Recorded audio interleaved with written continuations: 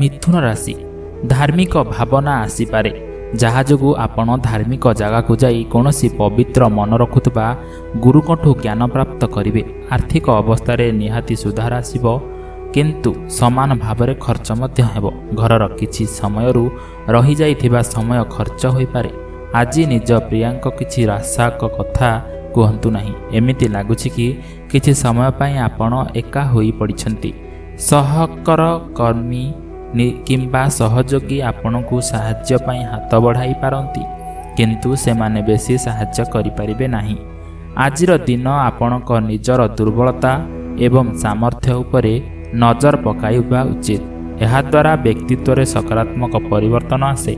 ଆପଣଙ୍କ ଜୀବନସାଥୀଙ୍କର ବଡ଼ ବଡ଼ ହେବା ପ୍ରକୃତିରୁ ଆପଣ ହଇରାଣ ହୋଇପଡ଼ନ୍ତି, କିନ୍ତୁ ସିଏ ଆପଣଙ୍କ ପାଇଁ କିଛି ଭଲ ବି କରିବାର ସୁଯୋଗରେ ଅଛନ୍ତି।